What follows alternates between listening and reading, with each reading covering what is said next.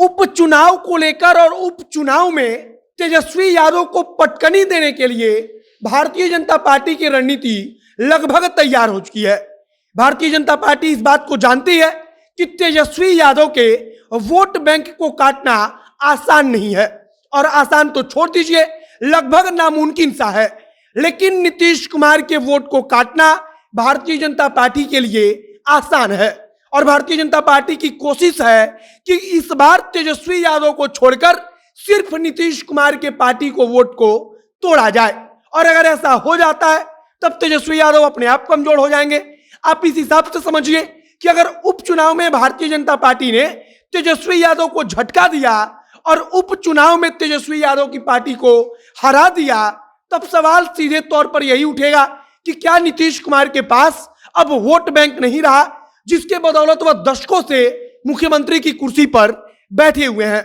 और नीतीश कुमार के वोट को तो चिराग पासवान भी खिसका देते हैं, और वह भी तब जब भारतीय जनता पार्टी खुलकर चिराग पासवान का समर्थन नहीं कर रही होती है। अब तो पूरा का पूरा माहौल बदल गया है, और नीतीश कुमार हो सकता है कि तेजस्वी यादव के लिए भी समस्या बन जाए। चिराग पासवान को भारतीय जनता पार्टी हीरो की तरह सबके सामने लाएगी, और चिराग पासवान ने नीतीश कुमार को, अगर सही शब्दों में कहा जाए तो नीतीश कुमार चिराग पासवान से डरते हैं। बाकी नमस्कार, मेरा नाम है मोहित कुमार सिंह और आप देख रहे हैं हमारा विशेष कार्यक्रम एक्सप्लेनर। यह वीडियो मां भवानी डेकोर प्राइवेट लिमिटेड के द्वारा प्रायोजित है। मां भवानी डेकोर आपके घर के लिए टाइल्स और मार्बल और ग्रेनाइट बेहद कम दाम में उपलब्ध कराती है। अगर आपको भी अपने सपनों का घर बनवाना है तो मां भवानी से टाइल्स, मार्बल और ग्रेनाइट खरीदिए। अगर आपका घर मुजफ्फरपुर से दूर है तो यह लोग आपके घर तक मार्बल और टाइल्स पहुंचा कर देंगे। बाकी अब वापस आते हैं उपचुनाव, और उपचुनाव में कैसे नीतीश कुमार और तेजस्वी यादव के खिलाफ भाजपा रणनीति बना रही है।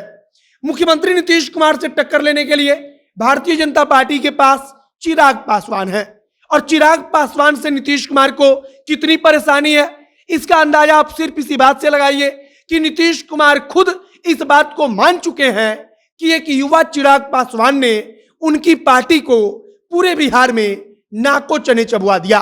नीतीश कुमार तो खुद कहते हैं कि हमारी पार्टी को हराने के लिए चिराग पासवान ने अपना उम्मीदवार उतारा, और चिराग पासवान फिर से तैयार है कि नीतीश कुमार को मुख्यमंत्री की कुर्सी से हटाकर ही दम लेना है।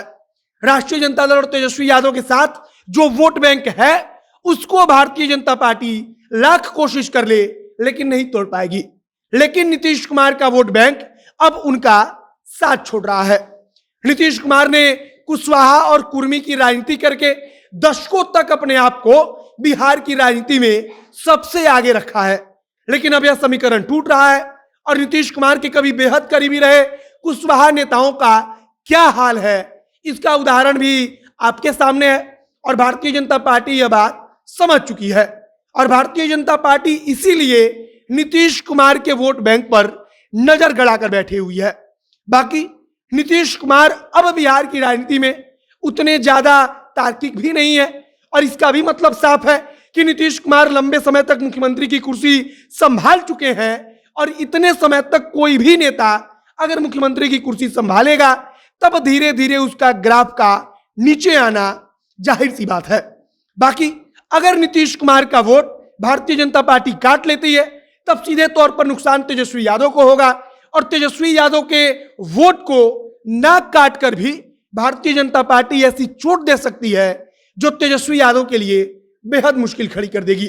तो फिलहाल उपचुनाव को लेकर नीतीश कुमार और तेजस्वी यादव की पार्टी अलग तैयारी में है, तो भारतीय जनता पार्टी एक अलग तैयारी में लगी हुई है। और भाजपा की तो कोशिश है कि जो तेजस्वी का वोट है, अगर हम स्पष्ट शब्दों में कहें तो यादव और मुसलमान का वोट, वो वोट भाजपा जानती है कि हम नहीं काट पाएंगे, लेकिन नीतीश कुमार का कुर्मी और कुशवाहा समीकरण में अब भाजपा सेंध लगा सकती है, और भाजपा इसी तैयारी में है, और इसी के जरिए भाजपा सोच रही है कि तेजस्वी यादव को पटकनी दी जाए।